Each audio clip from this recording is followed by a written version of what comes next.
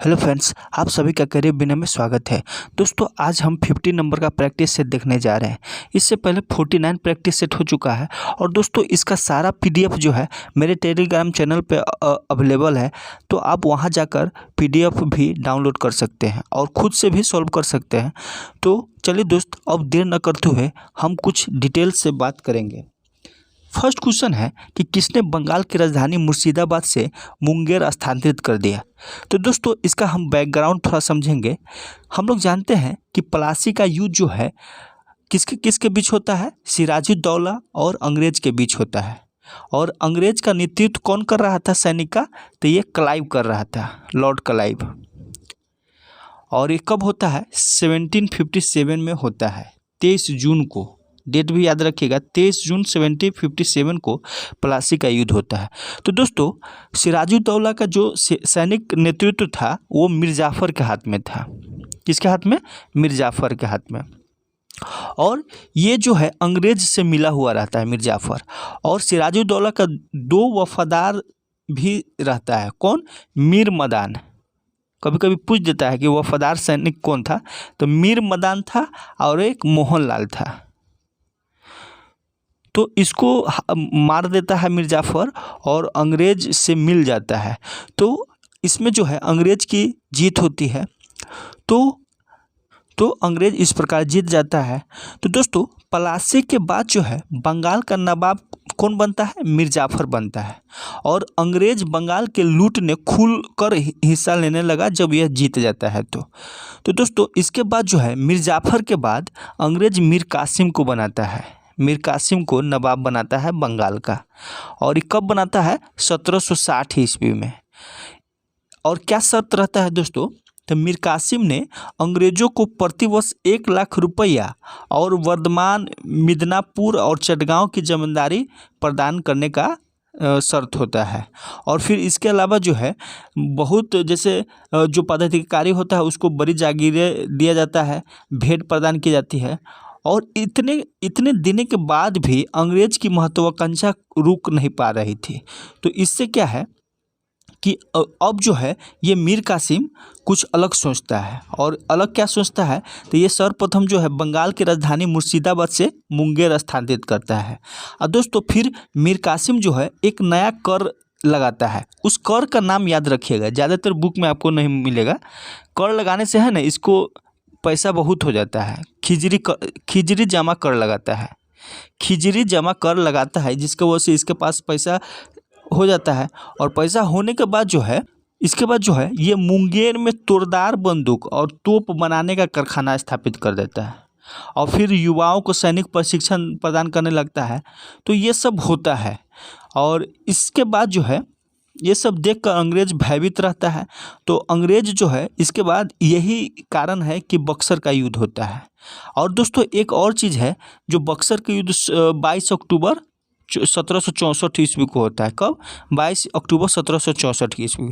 यहाँ एक महत्वपूर्ण क्वेश्चन पूछता है जो ज़्यादातर स्टूडेंट गलत कर जाते हैं। कह देगा, अगर पूछेगा कि बक्सर युद्ध के समय बंगाल का नवाब कौन था, तो दोस्तों मीर जाफ़र था, फिर दोबारा मीर जाफ़र बन गया था। तो यह याद रखिएगा, बक्सर युद्ध के समय बंगाल का नवाब मीर जाफ़र था। ये 100% सही है, मीर कासिम नहीं था। अगला है, सती प्रथा का उन्मूलन किसके सहयोग से हुआ है। तो दोस्तों सती प्रथा का उन्मूलन जो है राजा राम मोहन राय के सहयोग से हुआ है। और कौन वायसराय था उस समय, तो ये लॉर्ड विलियम बेंटिंक था। और 1829 में यह कानून बना था, 1829 में। दोस्तों इंडिया में सबसे पहले सती प्रथा जो है, ये जो पुर्तगाली था ना, सेकेंड जो गवर्नर था अल्बुकर जो है, अपने क्षेत्र में सबसे पहले सती प्रथा को बैन किया था, जिसने गोवा को छीन लिया था आदिल शाह से 1510 ईस्वी में, वही अपने क्षेत्र में लगाया था। और कानूनी रूप से जो आधुनिक काल में जो है ना, ये 1829 ईस्वी में लॉर्ड विलियम बेंटिंक ने कानून बनाकर इसको लागू कर देता है। तो ये राजा राम मोहन राय होगा। अगला क्वेश्चन है, रुद्रदामन से संबंधित कौन सा अभिलेख है। तो दोस्तों संस्कृत में सबसे पहले लिखा गया अभिलेख यही गिरनार अभिलेख है। कौन है?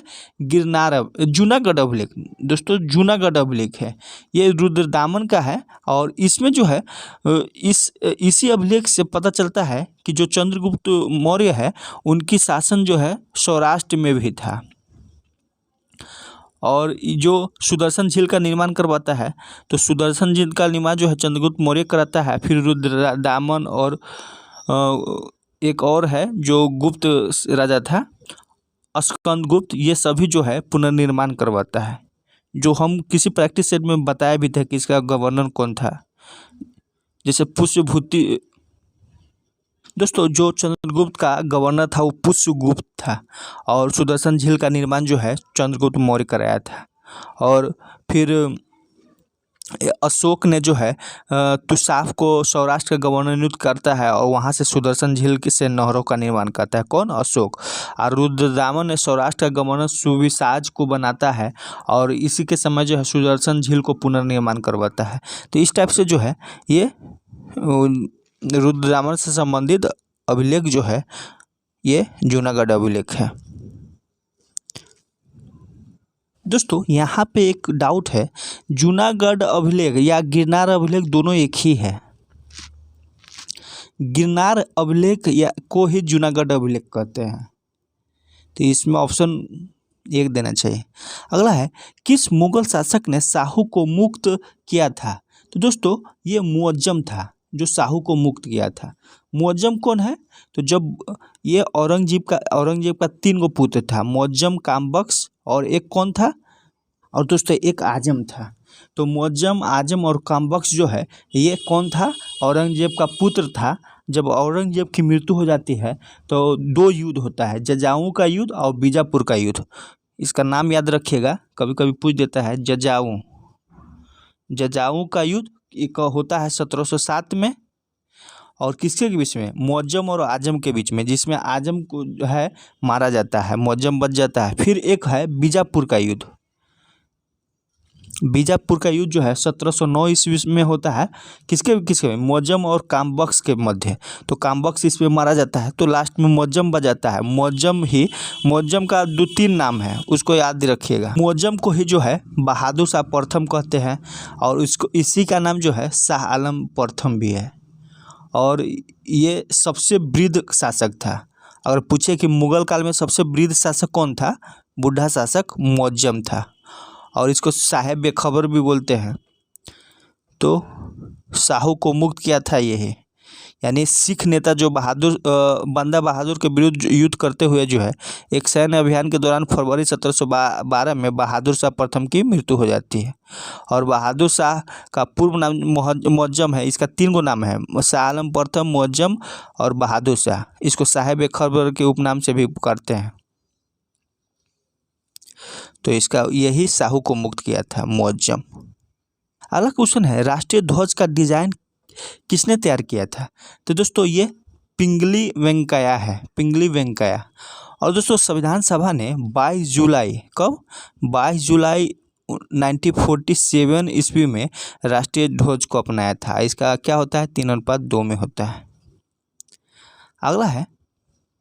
अगला क्वेश्चन है, अलकनंदा तथा भागीरथ नदी कहाँ आकर मिलती है? तो दोस्तों ये देवप्रयाग में मिलता है। जैसे विष्णुप्रयाग में कौन कौन है? तो अलकनंदा है और कौन मिलता है? धौली गंगा। तो ये विष्णुप्रयाग हो गया। रुद्रप्रयाग कौन होता है? तो अलकनंदा और मंदाकिनी नदी मिलता है तो रुद्रप्रयाग हो गया। और नंदप्रयाग जो है अलकनंदा और मंदाकिनी नदी मिलता है तो नंदप्रयाग होता है। दोस्तों एक कर्णप्रयाग है, तो अलकनंदा और पिंडार नदी के संगम पे जो है कर्णप्रयाग है। 5 प्रयाग है, 5 प्रयाग को याद रखिएगा।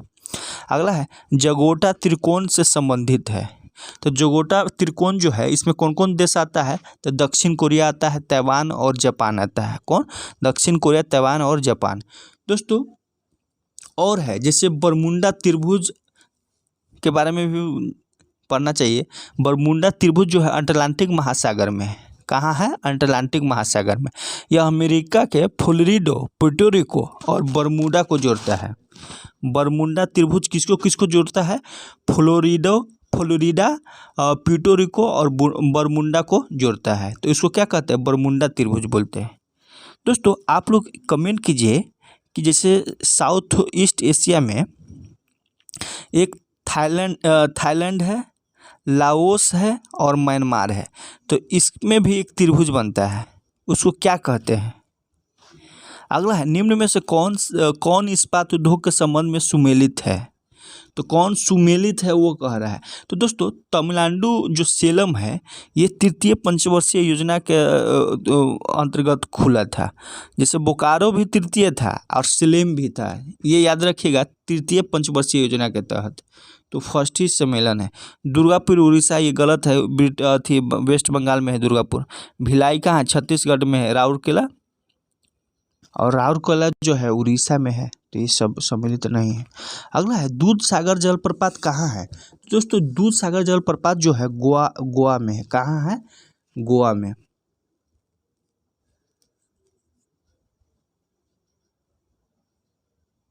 और किस नदी पे है? तब मांडवी नदी पे, मांडवा नदी पे। अगला है, निम्न में से कौन सा मंडल सर्वाधिक गर्म है? तो सबसे जो नीचा होगा वही मंडल, क्षोभ मंडल जो है सबसे अधिक गर्म है। जैसे जैसे ऊपर बढ़ते हैं टेम्परेचर कमते जाता है। जैसे 165 मीटर ऊपर बढ़ेंगे तो 1 डिग्री सेल्सियस कम जाएगा। अगर 1 किलोमीटर ऊपर जाएंगे तो 6.4 डिग्री सेल्सियस कम जाता है। अगला, किस अनुच्छेद के तहत नीति निर्देशक तत्व को न्यायालय में प्रश्नगत नहीं किया जा सकता है? तो किस अनुच्छेद के तहत? तो आर्टिकल 37 है। और नीति निर्देशक कहाँ से लिया गया है? आयरलैंड से। अगला है, राज्य निर्वाचन आयुक्त को कौन पद च्युत कर सकता है? तो कौन पद च्युत कर सकता है? तो दोस्तों यह निर्वाचन जो है, निर्वाचन आयुक्त को नियुक्ति कौन करता है? राज्यपाल। और एक संवैधानिक प्राधिकरण है, तो जो प्रक्रिया उच्च न्यायालय के न्यायाधीश को हटाने का वही प्रक्रिया इनको भी है, तो डी हो जाएगा। भारत में कितने बार आपातकाल लग चुके हैं? तो दोस्तों 3 बार लगा है, 62 में, 71 में और 75 में। 1962 में लगा है, 1971 में और 75 में। अगला है, संविधान के उद्देशिका में किस मौलिक अधिकार का वर्णन नहीं है? तो दोस्तों इसमें जो है आर्थिक स्वतंत्रता की चर्चा न है। हमारे संविधान में 5 प्रकार की स्वतंत्रता है। कौन? विचार, अभिव्यक्ति, विश्वास, धर्म और उपासना। 3 प्रकार की न्याय है, सामाजिक, आर्थिक और राजनीतिक। न्याय 3 प्रकार का है। 2 प्रकार की समानता है, अवसर की समानता, और एक क्या है? एक जो है प्रतिष्ठान की समानता। तो 5 प्रकार की क्या है? स्वतंत्रता है, 3 प्रकार की न्याय है, 2 प्रकार की क्या है? 2 प्रकार की समानता है। और उद्देशिका कब प्रस्तुत किया गया था? तो 13 दिसंबर 1946 को जवाहरलाल नेहरू के द्वारा, और 22 जनवरी 1947 को पास किया गया।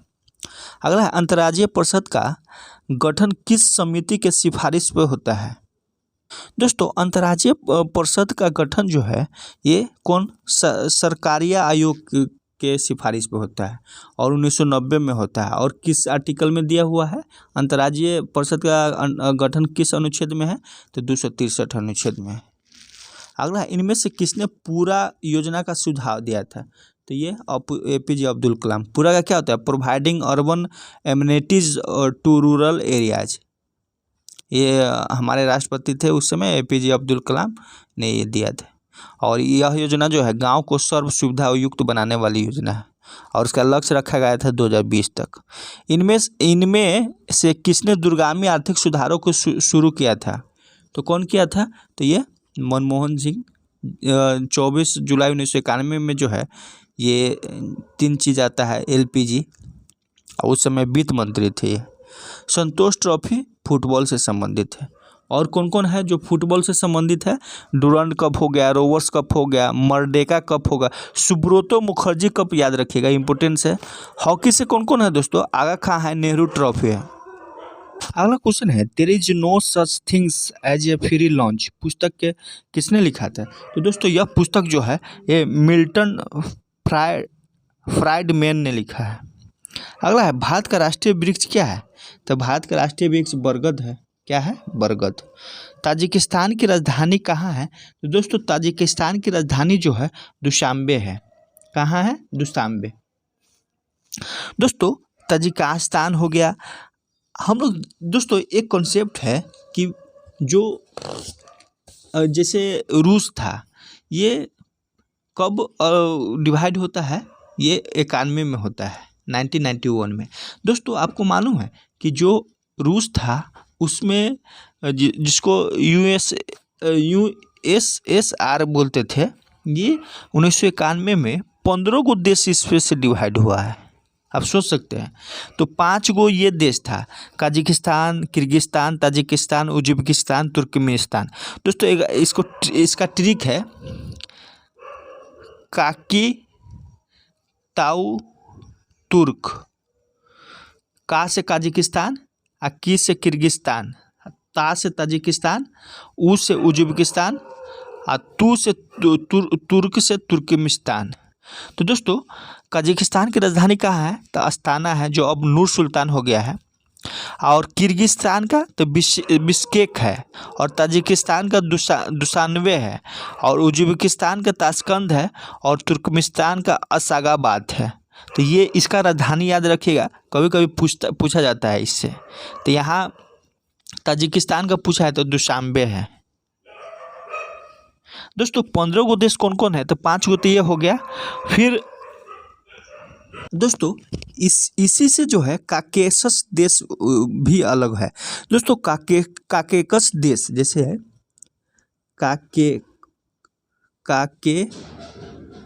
काकेशस देश जो है इसी से है। तो काकेशस देश किसको बोलते हैं? 3 गो देश को बोलते हैं। कौन कौन? अजरबैजान, जॉर्जिया और अर्मेनिया। अजरबैजान, अर्मेनिया और जॉर्जिया, 3 गो ये हो गया, तो 8 गो हो गया। दोस्तों 6 देश जो है यूरोप में बनता है। कौन कौन? यूक्रेन, बेलारूस और मालदीव नहीं, मालदो है एक देश। ये 6 देश बनता है। यूक्रेन जो अभी लड़ाई हो रहा है उसी से है। बेलारूस भी है। और दोस्तों 3 देश बाल्टिक देश है। तो बाल्टिक देश में कौन कौन आता है? तो एस्टोनिया है, लैटविया है और लुथियाना है। तो ये 3 हो गया। तो इस तरह से जो है 15 गो देश इससे अलग होता है। और दोस्तों अब जैसे यहाँ पे 3-4 फैक्ट बताए हैं। बाल्टिक देश किसको बोलते हैं? Estonia, Latvia, Lithuania. और ये हो गया काकेशस देश, अजरबैजान, जॉर्जिया और अर्मेनिया, ये 3 गो हो गया। यूक्रेन, बेलारूस, मालदीव, 3 गो ये हो गया। तो 9 ये हो गया, 5 वो बना है, तो 14, एक रूस बना था, 15। अगला अंतर्राष्ट्रीय जैव विविधता दिवस कब मनाया जाता है? तो दोस्तों अंतर्राष्ट्रीय जैव विविधता दिवस जो है 22 मई को मनाया जाता है। कब? 22 मई को। अगला है अर्जुन पुरस्कार किस वर्ष से प्रारंभ हुआ? तो ये जीके टाइप का क्वेश्चन है, इसको रटना चाहिए। ये कब प्रारंभ होता है? तो 1961 में। अगला है ओणम प्रतिवर्ष मनाया जाने वाला एक हिंदू त्योहार है जिसकी उत्पत्ति भारत के डैश राज्य में हुई है। तो किस राज्य में हुई है? तो ओणम जो है केरल राज्य में मनाया जाता है। अगला है निम्नलिखित में से कौन सी भारतीय मार्शल आर्ट है जिसकी उत्पत्ति आधुनिक केरल से हुई है? तो कौन सा मार्शल आर्ट है? तो ये कलरी पयाट्टू है। अगला है 69वें राष्ट्रीय फिल्म पुरस्कारों के तहत सर्वश्रेष्ठ गैर फीचर फिल्म पुरस्कार निम्नलिखित में से किस फिल्म ने हासिल किया है? तो कौन फिल्म हासिल किया है? तो एक था गांव, ये किया है। अगला है उड़ीसा के मुख्यमंत्री नवीन पटनायक ने फीच हॉकी वर्ल्ड कप 2023 को जीतने पर कितने करोड़ रुपए की इनामी राशि खिलाड़ी को देने की घोषणा की है? तो कितने रुपया? तो ये 1 करोड़ रुपया। अगला है भारत और किस देश के बीच हाल ही में वीर गार्जियन 2023 का वायु अभ्यास का समापन किया गया है? तो ये किसके बीच होता है? वीर गार्जियन, जापान के बीच। सिकंदर की मृत्यु के बाद चंद्रगुप्त मौर्य द्वारा पराजित हुए सिकंदर के सेनापति का नाम क्या है? तो सिकंदर के सेनापति का नाम सिल्कस निकेटर था। अगला है असम की पारंपरिक संस्कृति के संदर्भ में भावना एक है। तो भावना क्या है? तो रंगमंच का रूप है। अब हम लोग साइंस का क्वेश्चन देखेंगे। क्वेश्चन है कि कभी कभी यह देखा गया है कि जब हम किसी शीशे के बर्तन में गर्म दूध या जल डालते हैं तो वह चटक जाता है। इसका क्या कारण है? तो दोस्तों इसके कारण है कि खोलते हुए द्रव जो है अधिक दाब उत्पन्न करता है, प्रेशर अधिक होता है, इसके वजह से जो है शीशा चटक जाता है। अगला क्वेश्चन है कि प्लास्टर ऑफ पेरिस के कड़े होने के दौरान क्या होता है? तो क्या होता है कि इसका द्रव्यमान का विस्तार होता है और ऊष्मा मुक्त होती है। प्लास्टर ऑफ पेरिस, इसका फॉर्मूला क्या होता है? CaSO4 2H2। और इसमें जो है आंशिक रूप से निर्जलित हो जाता है, हो जाता है जब पानी में मिलाया जाता है। इसका द्रव्यमान जो है 1/3, तो इसका द्रव्यमान फैल जाता है 1/3 से एक फैल जाता है, यानी 4/3 हो जाता है इसका द्रव्यमान।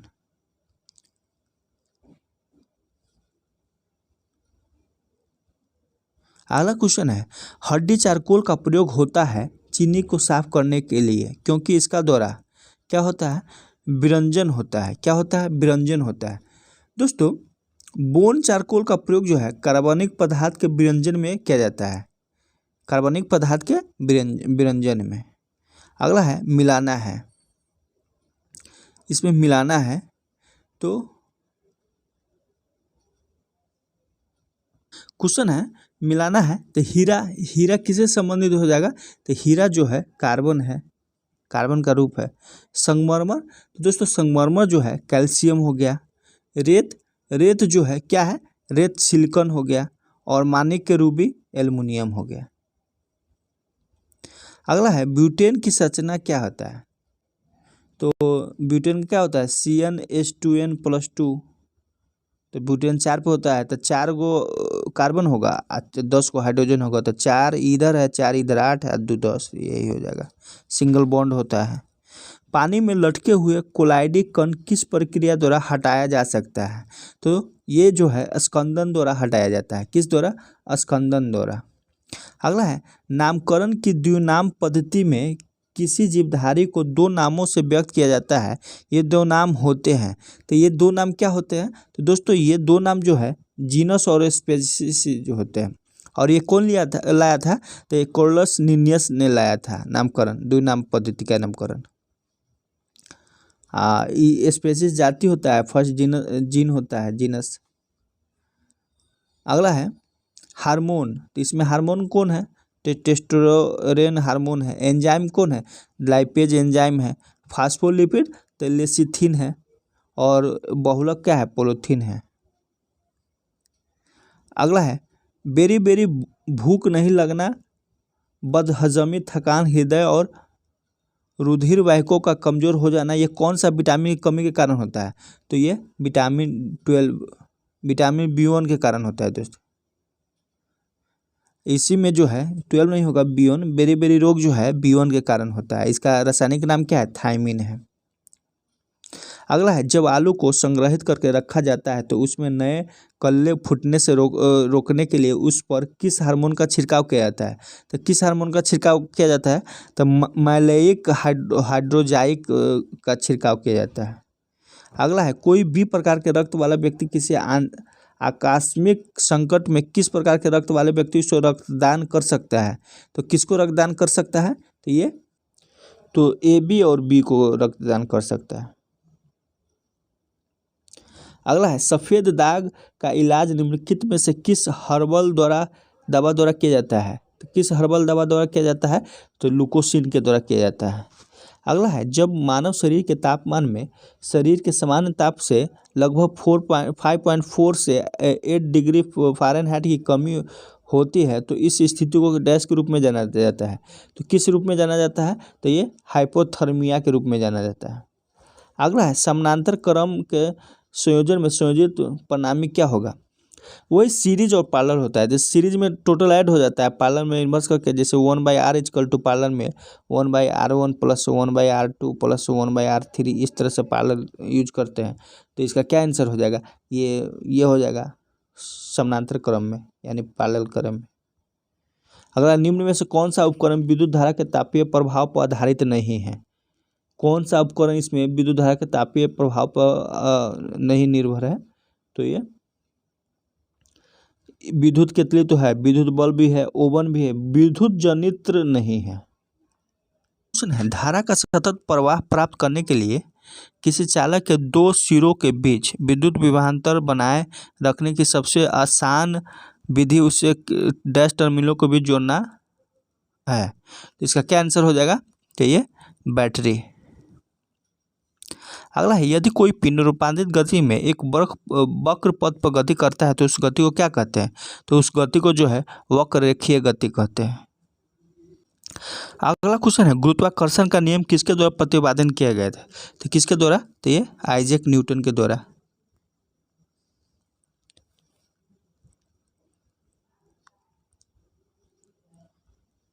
अगला क्वेश्चन, निम्नलिखित में से कौन से किए गए कार्य का उदाहरण नहीं है?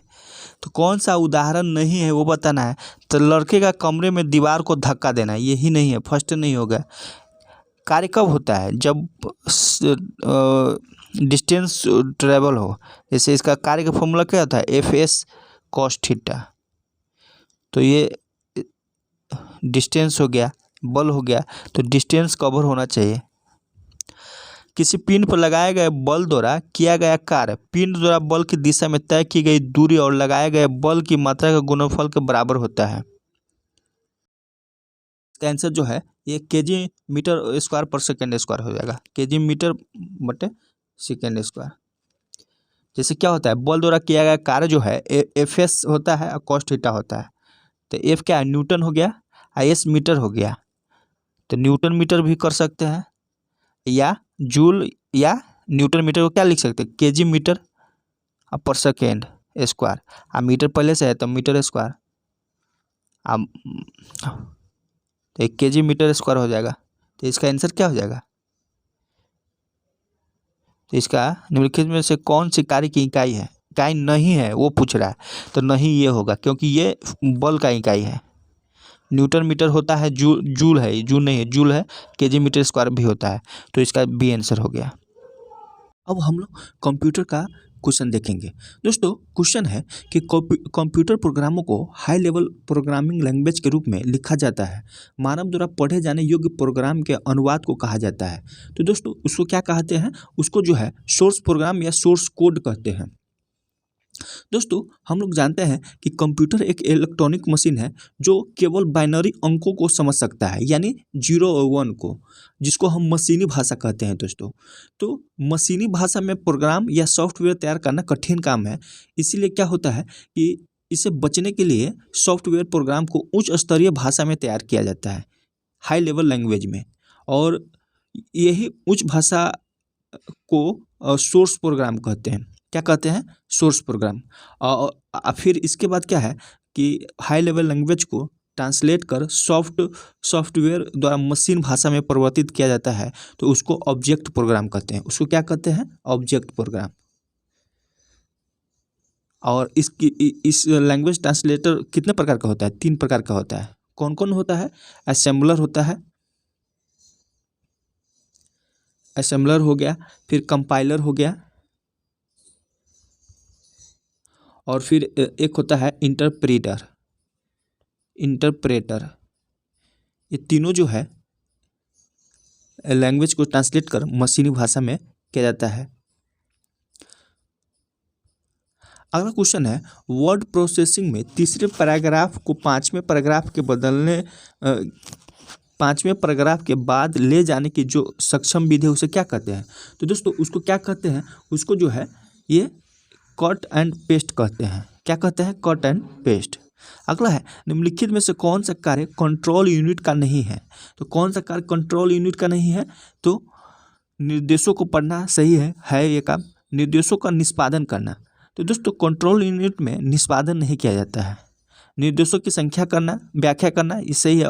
ऑपरेशन को निर्देशित करना, ये भी सही है, ये भी सही है, लेकिन कंट्रोल यूनिट को निर्देशों को निष्पादन करना काम नहीं है। अगला है, निम्नलिखित में से कौन सा प्रोग्राम के सभी स्टेटमेंट्स को एक सिंगल बैच में कन्वर्ट करता है और इंस्ट्रक्शन के रिजल्टिंग कलेक्शन को एक नई फाइल में रखता है? तो ये जो कौन करता है? कंपाइलर करता है, कंपाइलर करता है। दोस्तों कंपाइलर क्या है? तो यह एक लैंग्वेज ट्रांसलेटर सॉफ्टवेयर है जो उच्च स्तरीय भाषा, हाई लेवल लैंग्वेज को मशीनी भाषा में परिवर्तित करता है। और कंपाइलर जो है पूरे प्रोग्राम को एक ही बार में अनुवादित करता है तथा प्रोग्राम के सिंटैक्स की सभी गलतियों को उनके लाइन क्रम में एक साथ सूचित करता है। जब सभी गलतियां दूर हो जाती है तो प्रोग्राम संपादित हो जाता है और मेमोरी में सोर्स प्रोग्राम की कोई आवश्यकता नहीं पड़ती है इसमें, कंपाइलर में। दोस्तों, ये कंपाइलर क्या करता है कि जो सोर्स प्रोग्राम होता है ना, उसको ऑब्जेक्ट प्रोग्राम में बदल कर मेमोरी में स्टोर करता है दोस्तों, लेकिन इसका क्रियान्वयन नहीं करता है। इसके पश्चात जो है प्रोग्राम को ऑब्जेक्ट कोड द्वारा क्रियान्वित किया जाता है। किसके द्वारा? ऑब्जेक्ट कोड द्वारा। इस तरह जो है कंपाइल प्रोग्राम जो है तैयार किया जाता है, और एक बार कंपाइल हो जाने के बाद प्रोग्राम के क्रियान्वयन करने के लिए कंपाइलर सॉफ्टवेयर की जरूरत नहीं पड़ती है। तो इसका आंसर कंपाइलर होगा। अगला है, साधारणतः DBMS से अधिक यूजर फ्रेंडली इंटरफेस वाले प्रोग्राम को डैश कहते हैं। तो क्या कहते हैं इसको? जो है रिपोजिटरी कहते हैं। क्या कहते हैं? रिपोजिटरी। अगला है, जब आप अपने कंप्यूटर में कोई नया प्रोग्राम इंस्टॉल करते हैं तो वह टिपिकली डैश मेनू में ऐड हो जाता है। तो किस मेनू में ऐड हो जाता है? यह ऑल प्रोग्राम में ऐड हो जाता है। किस में? ऑल प्रोग्राम में। अगला है, निम्नलिखित में से किसमें व्यक्ति, स्थान, घटना या चीज जैसी सिंगल एंटिटी संबंधित जानकारी डेटाबेस में होता है? तो किसमें होता है? तो ये टेबल में होता है। अगला है, फायरवॉल का प्रमुख फंक्शन निम्नलिखित में से कौन सा है? तो फायरवॉल का प्रमुख फंक्शन क्या है? तो ये मॉनिटरिंग करता है। अगला है, जो सॉफ्टवेयर स्टोरेज को ऑर्गेनाइजेशन करता है तथा सूचना को पुनः प्राप्त करता है उसे क्या कहते हैं? तो दोस्तों उसको जो है डाटाबेस प्रोग्राम कहते हैं। अगला, किसी काम को पूरा करने के लिए अपनाई गई क्रमागत विधियों के समूह को क्या कहते हैं? तो इस समूह को जो है एल्गोरिथम कहते हैं। अगला क्वेश्चन है, निम्नलिखित में से कौन सी स्टोरेज मीडिया केवल सिक्वेंशियल एक्सेस की व्यवस्था करती है? तो ये मैग्नेटिक टेप होता है जो सिक्वेंशियल एक्सेस की व्यवस्था करती है। अगला है, वेब पेज पृष्ठ को रीलोड करने हेतु डैश बटन दबाएं। तो कौन सा बटन दबाया जाता है? तो ये रिफ्रेश बटन दबाया जाता है। अगला है, कंप्यूटर्स के लिए निम्न में से कौन से डिजिटल इनपुट उपकरण है? तो कौन सा डिजिटल इनपुट उपकरण है? तो ये माइक्रोफोन, डिजिटल कीबोर्ड, स्कैनर, ये सभी जो है डिजिटल इनपुट उपकरण है। अगला, एक ब्राउजर विंडो में साथ साथ विभिन्न वेब पृष्ठों या पेजों को खुला रखने हेतु डैश समर्थन देता है। तो कौन समर्थन देता है? तो टैबरो या कतार देता है। डिस्क की मुख्य डायरेक्टरी को डैश डायरेक्टरी कहते हैं। तो ये रूट कहते हैं। अगला है, किसी पेज पर एलिमेंट्स के फिजिकल अरेंजमेंट को डॉक्यूमेंट को का डैश कहते हैं। तो उसको क्या कहते हैं? तो उसको फॉर्मेट बोलते हैं। अगला है, सम, ये उदाहरण किसका है? तो दोस्तों ये उदाहरण जो है ये फंक्शन का उदाहरण है। अगला है, रैम के बारे में निम्नलिखित में से कौन सा असत्य है? तो रैम एक अस्थायी स्टोरेज है। सही है। हार्ड डिस्क स्टोरेज जैसा ही रैम है। तो दोस्तों हार्ड डिस्क जैसा नहीं है, ये अस्थायी है। रैम वोलेटाइल है। जब आप कंप्यूटर बंद करते हो तो रैम में संचित सूचना गायब हो जाता है। ये भी सही है। तो बी इसका होगा। कंपाइलर्स एवं ट्रांसलेटर एक प्रकार का डैश है। तो एक प्रकार का क्या है? तो ये सॉफ्टवेयर है। आंकड़ों का निरूपण डैश नंबर सिस्टम पर आधारित है जो आंकड़ों के निरूपण के लिए 2 अंकों का उपयोग करता है। तो ये बाइनरी है, 0 और 1 का। अब हम लोग झारखंड का क्वेश्चन देखेंगे। क्वेश्चन है, मुख्यमंत्री सारथी रोजगार योजना के तहत झारखंड सरकार ने यूपीएससी और जेपीएससी पीटी पास युवाओं को आगे की तैयारी करने के लिए कितनी राशि उपलब्ध कराएगी? तो कितनी राशि उपलब्ध कराती है? तो ये 50,000 रुपया। अगला है, सावित्रीबाई फूले किशोरी समृद्धि योजना का उद्देश्य में निम्न में से क्या है? तो क्या उद्देश्य है? तो ये बाल विवाह प्रथा पर जोर, महिला सशक्तिकरण, बालिका शिक्षा पर जोर और उपयुक्त में से सभी। दोस्तों बाल विवाह प्रथा पे रोक लगाएगा ये। अगला है, खेलो इंडिया यूथ गेम 2022 में झारखंड पदक तालिका में कितने स्थान पे है? तो ये 17वें स्थान पे है। अगला है, notes of the Ganwari dialect of Lohardaga Chota Nagpur के रचनाकार कौन है? तो कौन है छोटा नागपुर के रचनाकार? E.H. व्हिटली है। अगला है, झारखंड में मुख्यमंत्री विद्या लक्ष्मी योजना निम्न में से किसके लिए प्रारंभ की जानी है? तो किसके लिए प्रारंभ की जानी है? तो अनुसूचित जाति के बालिकाओं हेतु और अनुसूचित जनजाति के बालिकाओं हेतु, दोनों के लिए। कोडरमा जिले के प्रमुख जनजाति कौन सी है? तो कोडरमा जिले के प्रमुख जनजाति जो है बिरहोर और संथाल है। भारत का शेफील्ड के नाम से जाना जाता है, तो ये रांची रोड को। अगला है, योग विद्या के प्रचार प्रसार के लिए दिल्ली में योगाश्रम की स्थापना किसने की है? तो ये रामनारायण सिंह ने किया है। अगला क्वेश्चन है, रांची में स्थापित फाउंड्री, फोर्ज संयंत्र और भारी मशीन औजार संयंत्र की स्थापना किस देश के सहयोग से की गई थी? तो दोस्तों, रांची में स्थापित फाउंड्री, फोर्ज संयंत्र एवं भारी मशीन औजार संयंत्र की स्थापना जो है चेकोस्लोवाकिया के सहयोग से की गई है। किसके सहयोग से? चेकोस्लोवाकिया के सहयोग से। दोस्तों, रांची में स्थापित भारी मशीन निर्माण संयंत्र जो है किसके सहयोग से? रूस के सहयोग से। कौन? तो ये भारी मशीन संयंत्र, जिसको HMBP बोलते हैं। अगला क्वेश्चन है, झारखंड में पहली बार राष्ट्रपति शासन 19 जनवरी 2009 को लागू किया गया। उस समय झारखंड के राज्यपाल कौन थे? तो सैयद सिबते रजी थे। और मुख्यमंत्री कौन थे? शिबू सोरेन। अगला, झारखंड के किस जिले में गर्म पानी का तालाब स्थित है? तो किस जिले में? तो ये धनबाद में है। अगला क्वेश्चन है, उत्तर कोकिला सिंचाई परियोजना किस राज्य में से संबंधित है? तो उत्तर कोकिला सिंचाई परियोजना जो है ये किस राज्य से संबंधित है? तो झारखंड और उड़ीसा दोनों से संबंधित है। अगला, भारतीय प्राकृतिक राल एवं गोद संस्थान स्थित है। तो कहाँ स्थित है? तो ये नामकुम में स्थित है। झारखंड के स्मार्ट ग्राम योजना में कौन सी सुविधा उपलब्ध नहीं कराई गई है? तो औद्योगिकरण में सहायता ये उपलब्ध नहीं कराई गई है। बाकी बात, सीखनों के केंद्रों को स्मार्ट बनाना, कागज रहित पंचायत कार्य करना और प्रगतिशील तकनीक द्वारा कृषि करना, ये सब अपनाई गई है। अगला, एशिया का मीथेन गैस का पहला कुआं डैश में हुआ है। तो कहाँ है? ये पर्वतपुर में है।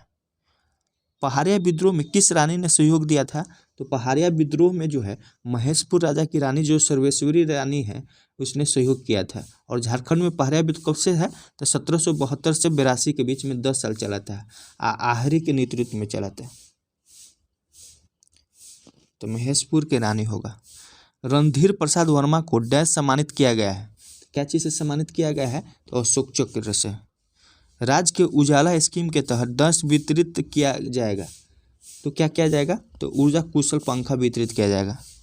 अगला है, निम्नलिखित प्रजातियों में से सच्चाई और सच्चाई के लिए बलिदान के लिए कौन सी प्रजाति जानी जाती है? तो कौन सी प्रजाति जानी जाती है? तो खरवार।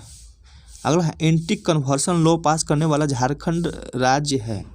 तो कैमा राज्य है? तो ये 9वां राज्य है।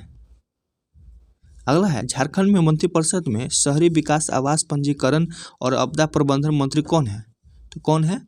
ये जो है चंद्रेश्वर सिंह है। अगला है, रांची में पहली अस्थायी लोक अदालत डैश में शुरू हुई थी। तो 2002 में शुरू हुई थी। अगला है, 2017-18 के बजट के अनुमान के मुताबिक झारखंड को लगभग 1.5 करोड़ रुपए का राजस्व घाटा होगा। कितना करोड़ का घाटा होगा? ये 7700 करोड़ की घाटा होगा, राजस्व घाटा। अगला है, झारखंड के वित्तीय वर्ष 2017-18 के डैश के रूप में मनाया जा रहा है। किस रूप में मनाया जा रहा है? तो ये गरीब कल्याण वर्ष के रूप में मनाया जाएगा। अगला है, 2017 के स्वच्छ सर्वेक्षण के अनुसार झारखंड के डैश शहर भारत के 100 स्वच्छ शहरों में शामिल थे। तो कितने शहर? तो ये 4 शहर। अगला है, रघुवर दास के नेतृत्व में भाजपा सरकार के 10 दिन पूरे होने पर शहीद ग्राम विकास योजना बनाई गई थी। तो 1000 दिन। दोस्तों, रघुवर दास को जो है उड़ीसा का राज्यपाल बनाया गया है। अगला है, निम्न में से कौन सी जनजाति बहादुर जनजाति है? तो कौन सी जनजाति बहादुर जनजाति है? तो खरवार। झारखंड के छोटा नागपुर इलाके में कई झरने हैं। इनमें से कौन से इलाके में सबसे अधिक संख्या में झरने हैं? तो कौन से इलाके में? तो ये रांची में सबसे अधिक झरने हैं। 1797 में पलासी की लड़ाई के बाद सिराजुद्दौला द्वारा इस क्षेत्र पर कब्जा कर लिया गया था। तो किस क्षेत्र पे? तो ये राजमहल क्षेत्र पे। इनमें से झारखंड के काला के रूप में कौन से है? तो कौन से है काला के रूप में? तो कांगड़ा जो है काला के रूप में है। संथालों के जनक कौन है? तो संथालों के जनक जो है ये लुगुबुरु है। बैद्यनाथ मंदिर डैश शिव ज्योतिर्लिंगों में से एक है। तो कैमा है? तो ये ब्राह्मा है। अगला है जतरा भगत छोटा नागपुर के किस आंदोलन के संस्थापक थे? तो किस आंदोलन के संस्थापक थे? तो तना भगत आंदोलन के संस्थापक थे। अगला है आदित्यपुर औद्योगिक क्षेत्र जो एशिया के सबसे बड़े औद्योगिक क्षेत्र में से एक है, वो डैश में स्थित है। तो कहाँ स्थित है? तो ये सरायकेला में स्थित है। झारखंड कास्टल वर ग्रेप्स के लेखक कौन है? तो कौन है इसका लेखक? तो विक्टर दास है। झारखंड राष्ट्र में खनिज के उत्पादन का प्रदान करता है, तो कितना परसेंट? तो 18%। अगला इनमें से कौन सा झारखंड का काला के रूप में है? तो कौन सा जो है काला के रूप में है? तो जोदो पटिया है। अगला है निम्नलिखित में से कौन सा झारखंड में वन जीव अभ्यारण्य नहीं है? तो कौन नहीं है बताना है। गौतम बुद्ध, दालमा, हजारीबाग है, लेकिन पारसनाथ नहीं है। अगला है झारखंड भारत में डैश के उत्पादन करने वाला एकमात्र राज्य है। तो ये कोकिंग कोयला, पायराइट और यूरेनियम का एकमात्र राज्य है। अगला है मयूराक्षी नदी डैश से प्रवाहित होती है। तो दोस्तों मयूराक्षी नदी देवघर जिले के उत्तर पूर्वी किनारे पर स्थित त्रिकुट पहाड़ी से प्रवाहित होती है। कहाँ से? त्रिकुट पहाड़ी से। तो चलिए दोस्त इतना ही।